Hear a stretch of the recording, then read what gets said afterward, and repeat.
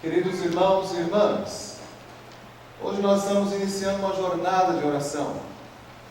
No término da missa, vocês levarão para casa uma proposta para dar continuidade amanhã, depois de amanhã, até a próxima missa. Um exercício espiritual, onde você vai consultar a sua Bíblia no seu tempo livre, se é que você tem esse tempo. Se não tiver, vai ter que descobrir.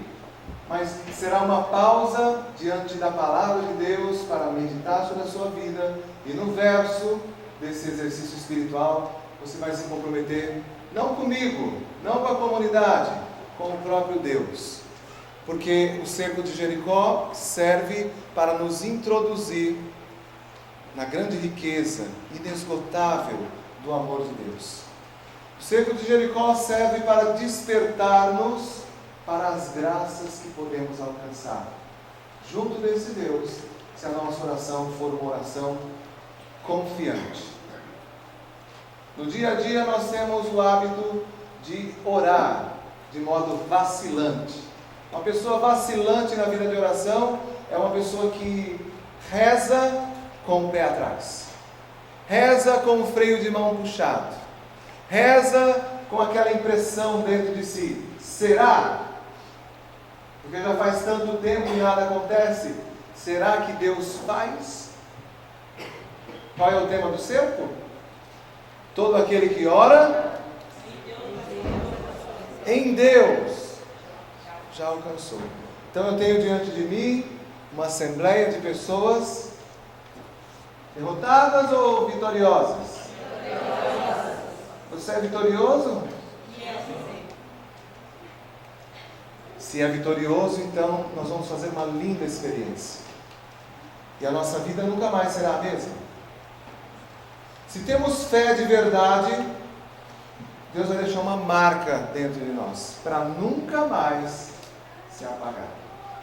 Se somos pessoas que amamos a Deus acima de outras coisas, nós vamos nos apaixonar por esse Deus, porque Ele vai nos dar acesso ao seu coração. Por incrível que pareça, a liturgia de hoje, escolhida pela igreja, vem de encontro à temática que nós estamos celebrando. Porque Jesus se apresenta como alguém que abre as portas do coração para te receber. Jesus tem diante de si uma multidão de pessoas que sofrem de alguns males. Pessoas que estavam cansadas do jugo pesado da religião oficial. Pessoas que não conseguiam mais viver sob o jugo da lei. Porque para servir a Deus, a lei vem depois. O mandamento vem depois. O preceito vem sempre depois. Primeiro vem a experiência pessoal. Primeiro a experiência do amor de Deus. Só que no judaísmo oficial, na época de Jesus, a religião já estava improdutiva, estéril, de aparência, mergulhada num legalismo. Cumprimento de dever, cumprimento de preceito, lei em cima de lei. Ou seja, uma religião de aparência. Jesus veio trazer a nova religião, aquela que trabalha dentro do coração das pessoas. Então ele tinha diante de si um povo cansado, não só fisicamente, mas cansado de trilhar aquele caminho pesado, desgastante. Vinde a mim, todos vós que estáis cansados e fatigados, exaustos, sob o peso dos vossos fardos. O que Jesus está falando para nós hoje? Quem tem fardo aqui nas costas? Vamos ver.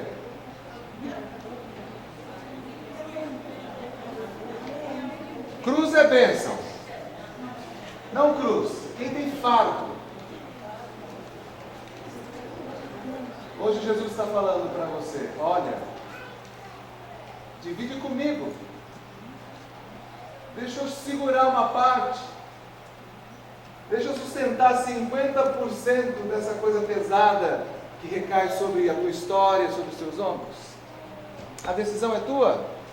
Vinde a mim todos vós que estáis no limite, se arrastando, sobrevivendo, sem saber o que vai acontecer amanhã, porque muita gente vive assim, sem perspectiva, se arrastando dia após dia. Não é assim que o pagodeiro diz: deixa a vida me levar, vida leva eu. Às vezes a gente não sabe nem para onde está levando, mas tem gente que vive assim, igual um toco que vai ladeira abaixo, descendo o percurso do leito do rio, esbarrando em tudo que é lugar, em cada curva. Nossa vida não pode ser assim. Nossa vida tem rumo certo. Todo aquele que ora em Deus já alcançou a vitória. Você nasceu para dar certo. Você nasceu para ser vitorioso. Por isso Jesus não quer você prostrado e humilhado.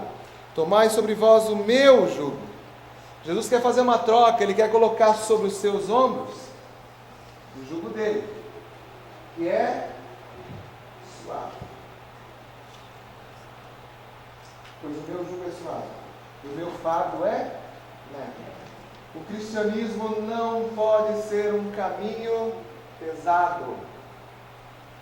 Nós cristãos não deveríamos ser carrancudos, fechados, sem expressão daquilo que um dia impactou as nossas vidas. O cristianismo é uma via de libertação. Nós tínhamos que ser pessoas mais leves. É duro conviver com gente pesada, não é? Eu não digo peso, obesidade, não é isso. Eu estou falando pessoas pesadas, carregadas. Muitas vezes nós somos pesados para os outros, para a humanidade. Muitas vezes nós somos difíceis e estamos mergulhados dentro da igreja. Deveríamos ser mais leves, mais livres, mais entusiasmados, mais positivos, no bom sentido dessa palavra, né, para não confundir com outras tendências. O cristão é aquele que acredita, mesmo quando todo mundo desacredita. O cristão é aquele que vê algo de bom, mesmo quando tudo está aparentando ser diferente. O cristão é aquele que olha para um monte de cinzas e acredita que por debaixo daquelas cinzas ainda existe um fogo, pequeno, mas aceso. O cristão é aquele que olha por debaixo dos escombros e percebe que a vida ali está. Nunca se entrega, nunca se deixa derrotar. E é triste saber que na nossa igreja muita gente está derrotada. Muita gente perdeu o entusiasmo, o ânimo, a alegria. Muita gente não sabe nem por onde começar a saborear um Deus que seja leve. Não light, leve. Porque existem formas de cristianismo mais suaves, né? Ou seja, escolhe o que você quer, o que convém, e fica com a melhor parte, aquela que você acha melhor, e despreza o restante do conteúdo. Não. Para seguir o Cristo, a gente pega o pacote inteiro, e em alguns momentos vai ser difícil e exigente, porta estreita, e em outros momentos vai ser fardo leve. Mas sempre celebrando a vitória daquele que é por nós. E se Ele é por nós, quem será contra nós? Quem? Os problemas, a doença, as pessoas que nos perseguem, aqueles que nos desejam mal, o mal que tenta nos tirar da presença de Deus, as situações que tentam nos mergulhar numa desilusão, num descrédito em relação ao amor, a ponto de não querermos acreditar mais em nada e em ninguém. Vinde a mim. Jesus está chamando você.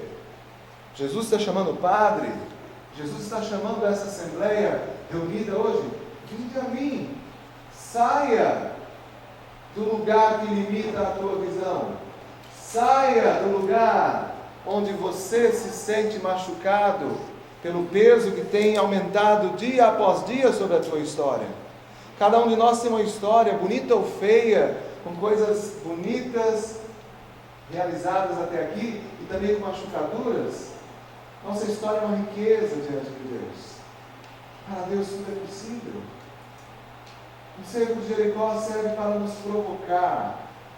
O cerco de Jericó serve para nos arrancar da nossa zona de conforto.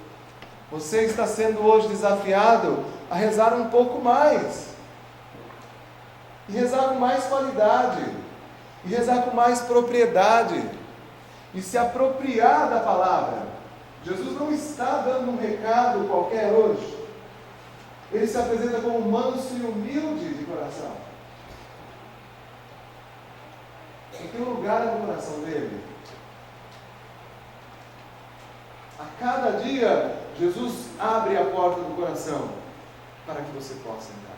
Por isso, a primeira leitura de hoje celebra a grande vitória, a felicidade prometida e concedida por Deus ao povo que Ele justificou. Quem são os justos? São aqueles que foram alcançados pela justiça de Deus. Por conta própria, ninguém se auto-justifica. Por isso a gente não pode bater no peito e dizer eu sou bom. É Deus que faz o homem ser bom. É Deus que justifica aquele que é injusto. Senhor, eu não sou digno de que entreis em minha morada, mas... Entenderam? Eu não sou digno. Você tampouco. É Deus quem dá a dignidade. Portanto, a justiça de Deus faz com que o caminho do justo seja reto.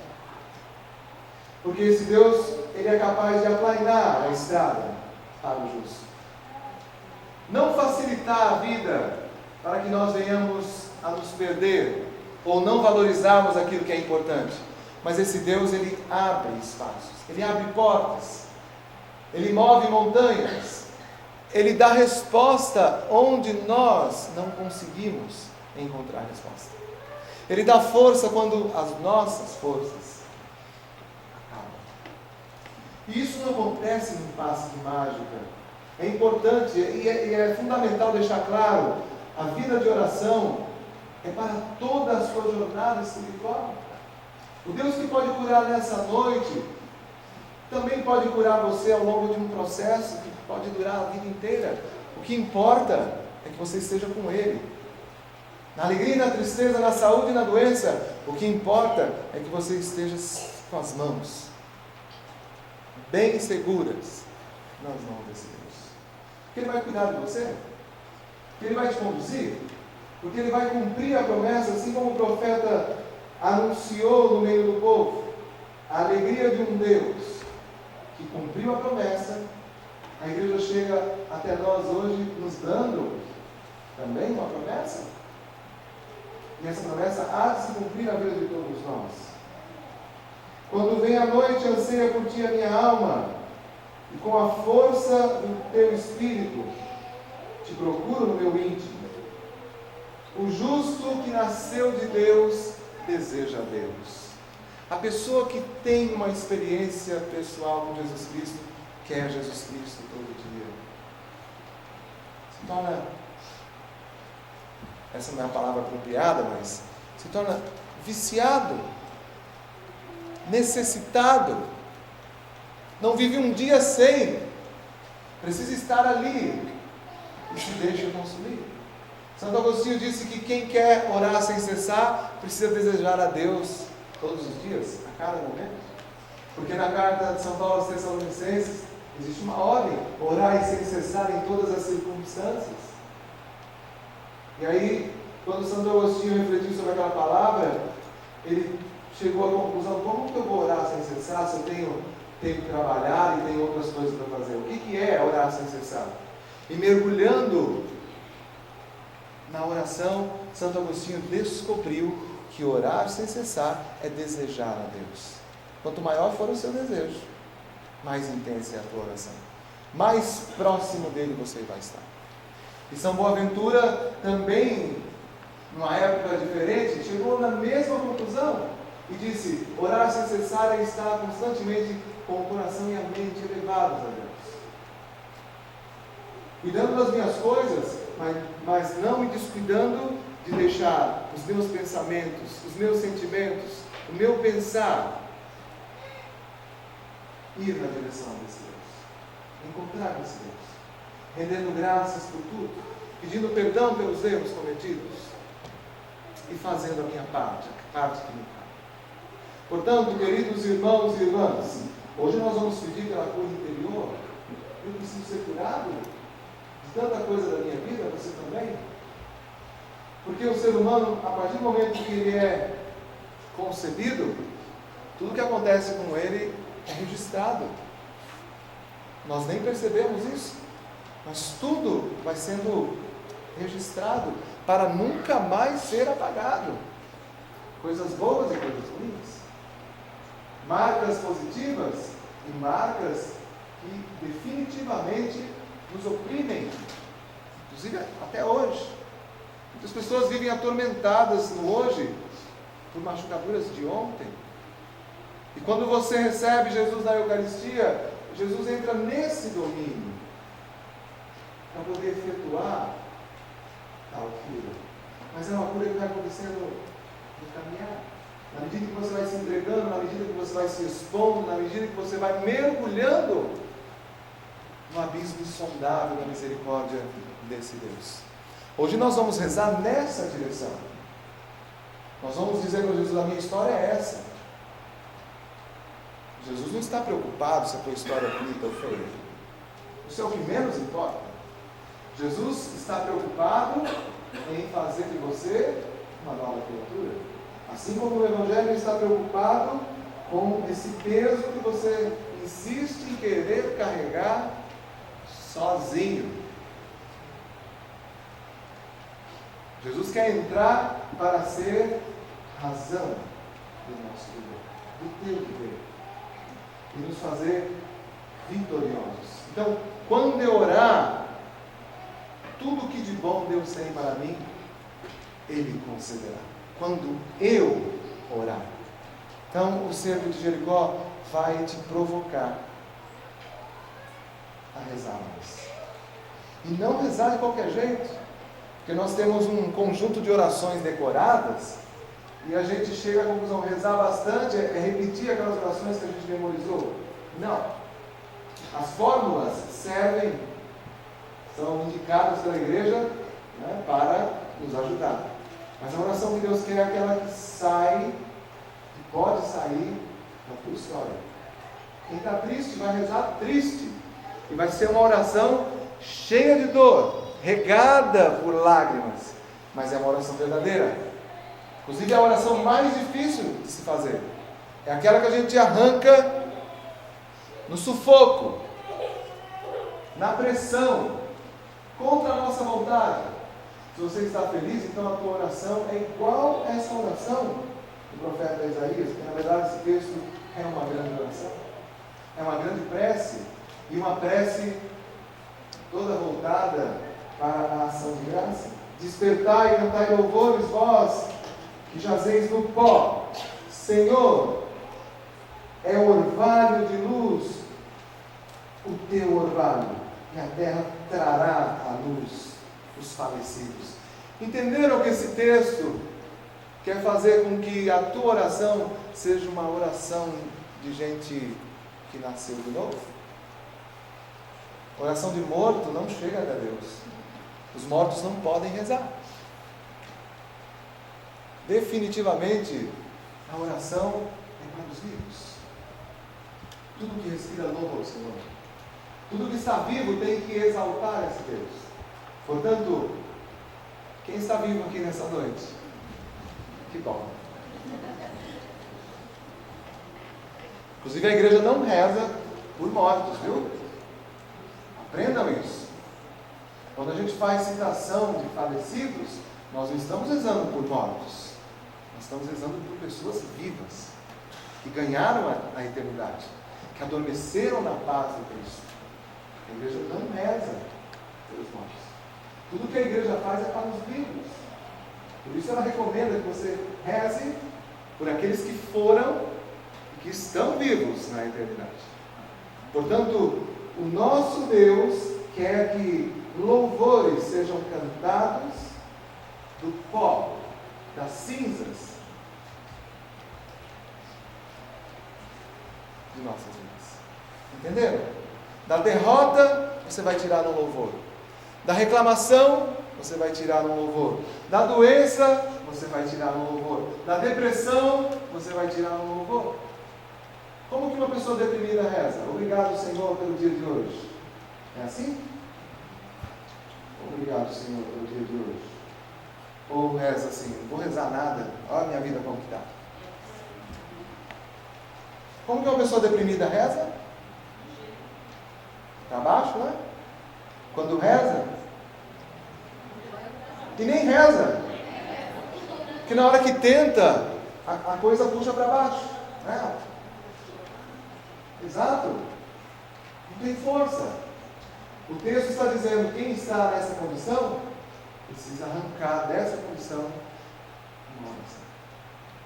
Não é verbalizar, é olhar para dentro de si e se apropriar daquilo que a palavra diz. Todo aquele que ora em Deus já alcançou a vitória. Qual é o texto bíblico que fundamenta um cerco de Jericó? Josué, capítulo 6. Vocês trouxeram a Bíblia? Sim. Abre a Bíblia aí, Josué, capítulo 6. Eu vou citar só 2 versículos, mas em casa vocês vão devorar o texto.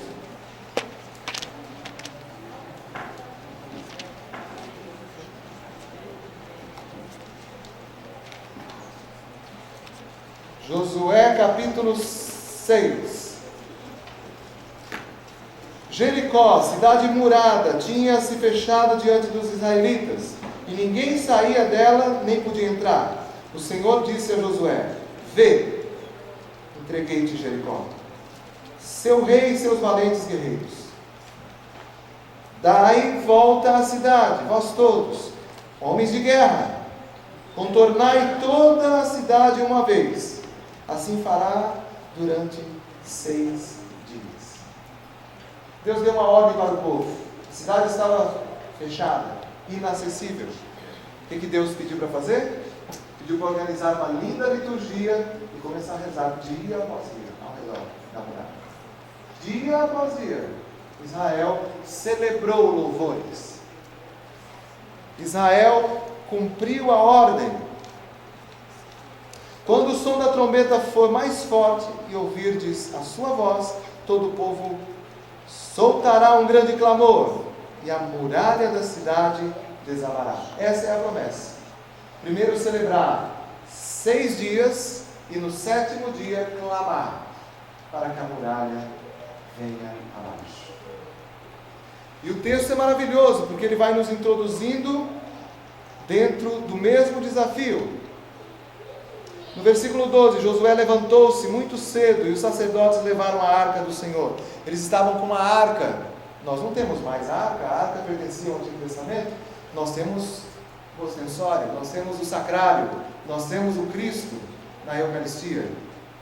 Portanto, os 7 sacerdotes, levando as 7 trombetas retumbantes, marchavam diante da arca do Senhor, tocando a trombeta durante a marcha. Nós não vamos tocar a trombeta, nós vamos cantar. Nós vamos cantar louvores. Porque Paulo diz que quem canta louvores se enche do Espírito Santo. Por isso hoje vocês vão levar um CD para casa, semana que vem vocês vão voltar com todas as 21 letras decoradas, tá bom?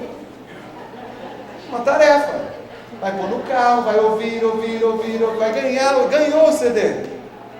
É brinde. Porque o que está lá nas músicas, você vai celebrar com a tua comunidade. Porque a gente não tem trombeta, só tem voz e CD, para aprender a música e cantar. Os guerreiros precediam-nos, e a retaguarda seguia a arca do Senhor. E ouvia-se o retinir da trombeta durante a marcha. Deram volta à cidade uma vez, no 2º dia, e voltaram ao acampamento. O mesmo fizeram durante 6 dias. Entenderam? Uma vez por semana a gente vem e dá uma volta no problema. E dá uma volta na nossa história. E dá uma volta onde a muralha precisa vir abaixo. E voltamos para a nossa rotina. E vamos tocar a nossa vida. E vamos nos preparar para o próximo encontro. Mas, ao 7º dia, levantando-se de madrugada, deram volta à cidade 7 vezes, como nos dias precedentes. Esse foi o único dia em que fizeram 7 vezes a volta. Os sacerdotes tocaram as trombetas na 7ª volta. Josué disse ao povo: gritai, porque o Senhor vos entregou a cidade. A cidade será votada ao Senhor por interdito, como tudo o que nela se encontra. Exceção feita somente a Raabe, a prostituta, que terá sua vida salva com todos os que se encontrarem em sua casa, porque ocultou os espiões que tínhamos enviado. Deus vai salvar só uma mulher de má fama, e o restante vai ser destruído. Isso tem uma profunda conexão com tudo que Jesus fez ao longo de sua vida. Deu preferência para quem era desqualificado. Entenderam? E o texto continua. O povo clamou, no versículo 20, e os sacerdotes tocaram as trombetas. E logo que o povo ouviu o som das trombetas, levantou um grande clamor. A muralha desabou. A multidão subiu à cidade, sem nada diante de si. Tomaram a cidade e voltaram-na ao interdito, passando a fio de espada tudo que nela se encontrava: homens, mulheres, crianças, velhos e até mesmo os bois, as ovelhas e os jumentos. E o texto termina dizendo que Israel foi vitorioso. O texto é para nós. As muralhas você conhece bem. As situações que precisam ser cercadas por você, você conhece muito bem. Portanto, entre no desafio. Celebre a promessa de Deus. Clamor e perseverança na oração. Durante 7 semanas. No Brasil a gente faz isso durante 7 dias, do jeito que está no texto. De um domingo ao outro. Aqui é impossível fazer. Não tem como. Lá a gente faz à noite e de dia, hora após hora. A igreja fica aberta uma semana. As pessoas vão alternando a visita ao Santíssimo, missa a cada 3 horas. Aqui não temos como fazer. Nós temos como viver a mesma experiência, com a mesma intensidade, apoiados pela palavra de Deus. No teu folheto tem um cântico aí que fala sobre isso. É o cântico número 15. Dá uma nota para mim.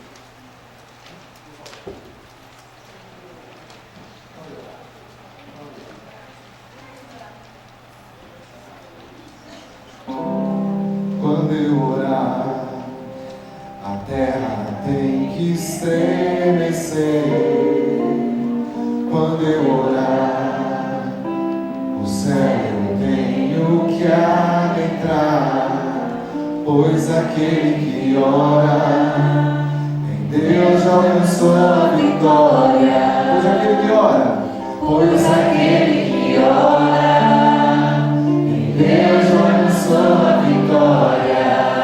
E as muralhas cairão, e as muralhas cairão, pois aquele que ora, em Deus já alcançou a vitória.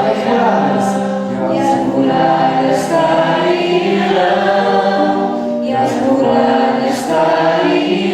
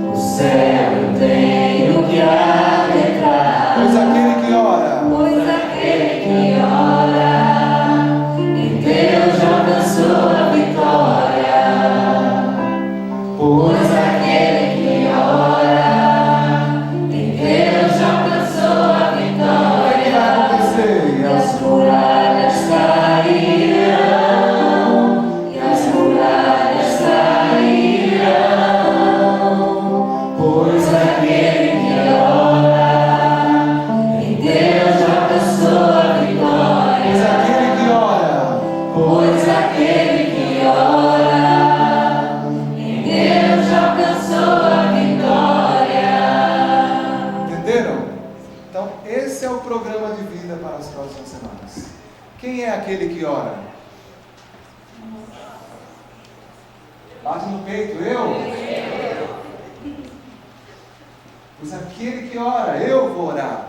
Quando eu orar, só quando eu orar, as muralhas cairão. Quando eu orar, o que diz o texto?